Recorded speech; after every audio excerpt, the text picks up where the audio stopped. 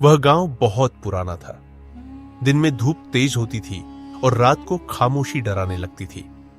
कच्ची गलियों में सुबह सुबह लोगों के कदमों की आवाज गूंजती थी, क्योंकि यहां जो देर से उठता था वह भूखा सोता था।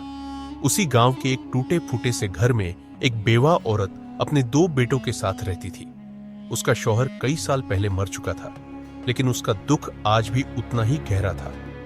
यह औरत रोज सुबह अंधेरे में उठ जाती थी, चक्की पीसती, पानी भरती, लोगों के घरों में काम करती और शाम को थकी हारी वापस आती। उसके हाथों में छाले थे, कमर दर्द करती थी, मगर जबान पर शिकायत नहीं थी। बस दिल में एक ही दुआ थी कि उसके बेटे सीधे रास्ते पर आ जाए। बड़े बेटे का नाम रहमत था। वह ज्यादा बोलता नहीं था, अक्सर खामोश बैठा रहता, कभी आसमान को देखता और कभी अपनी मां को। वह सुस्त था मगर बेरहम नहीं था। जब मां बीमार होती तो वह पानी लाता, दवा देता और चुपचाप पास बैठ जाता। गांव वाले उसे बुरा नहीं कहते थे, बस इतना कहते थे कि काश यह मेहनती होता। छोटा बेटा करामत बिल्कुल अलग था। उसके कदमों में ठहराव नहीं था, आंखों में घमंड और जबान में झर था। मां से ऊंची आवाज में बात करना, पड़ोसियों से लड़ना और अपनी बात मनवाना उसकी आदत बन चुकी थी। गांव में शायद ही कोई दिन ऐसा गुजरता हो जब उसका झगड़ा न हुआ हो। एक दिन मां की हिम्मत जवाब दे गई। चक्की घुमाते घुमाते उसके हाथ रुक गए। वह जमीन पर बैठ गई और उसकी आंखों से आंसू बहने लगे। उसने दोनों बेटों को पास बुलाया। उसकी आवाज कमजोर थी मगर बात सच्ची थी। उसने कहा कि मेरे बच्चों, मैं कब तक तुम दोनों का बोझ उठाऊं? मैं बूढ़ी होती जा रही हूं। मैं यह नहीं कहती कि मुझे कमा कर दो, बस इतना करो कि अपने पैरों पर खड़े हो जाओ।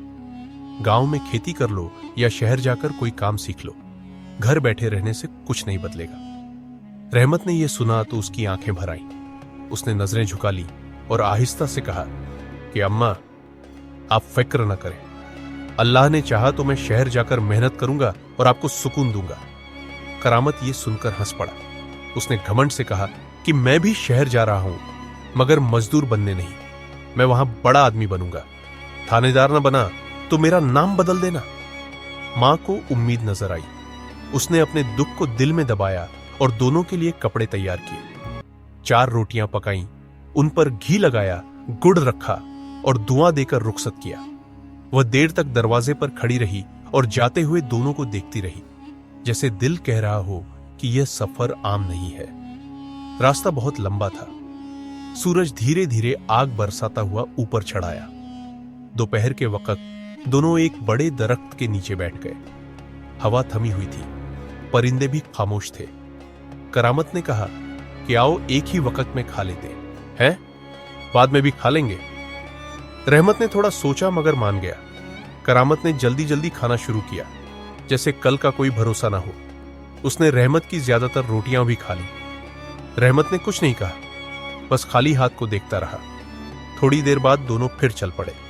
सूरज ढलने लगा तो साए लंबे होने लगे। रहमत के कदम धीमे हो गए। उसका पेट खाली था और जिस्म कमजोर। उसने कांपती आवाज में कहा कि भाई, मुझसे अब चला नहीं जा रहा, कुछ खाने को दे दो। करामत ने सख्ती से जवाब दिया कि मुझे भूख नहीं लगी, अभी शाम भी नहीं हुई। बात बढ़ गई, लफ्ज तेज हो गए, गुस्सा काबू से बाहर हो गया। करामत ने रहमत को जोर से धक्का दिया। रहमत जमीन पर गिर पड़ा। करामत ने उसकी आंखों में मिट्टी झोंक दी। दर्द और अंधेरा एक साथ आ गया।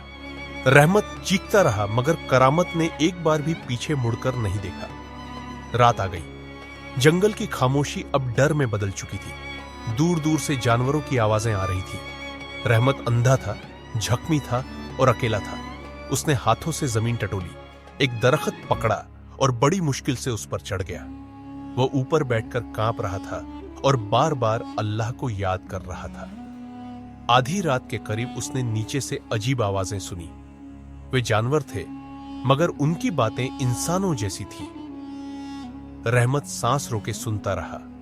उन्हीं बातों में उसने सुना कि जिस दरख्त पर वह बैठा है उसके पत्तों का रस आंखों की बीमारी का इलाज है।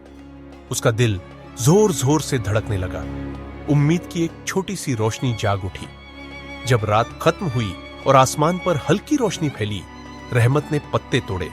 उन्हें मसल कर रस निकाला और अपनी आंखों में डाल लिया। पहले धुंधला सा दिखाई दिया, फिर रोशनी तेज होने लगी। थोड़ी ही देर में उसकी आंखें ठीक हो गई। वह खुशी से रो पड़ा और सजदे में गिर गया। वह फौरन शहर की तरफ रवाना हुआ। शहर की दीवारें देखकर उसका दिल जोर से धड़कने लगा। वह बादशाह के महल के दरवाजे पर जा खड़ा हुआ। बादशाह की आंखें खराब थीं और महल का पानी भी गंदा था। रहमत ने वही इलाज किया जो उसने जंगल में सुना था।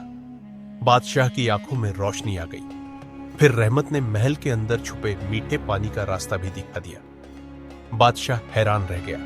उसने रहमत को अपने करीब कर लिया। दिन गुजरते गए और रहमत ने बादशाह की बेटी को भी ठीक कर दिया, जो गूंगी और बाहरी हो गई थी। खुशी से पूरा महल गूंज उठा। बादशाह ने रहमत को दामाद बना लिया और अपना जानशीन मुकर्रर कर दिया। उधर करामत का हाल बिल्कुल उलट था। शहर में उसकी लड़ाइयां बढ़ती गई और आखिरकार वह जेल पहुंच गया। शादी की खुशी में कैदियों को रिहा किया गया।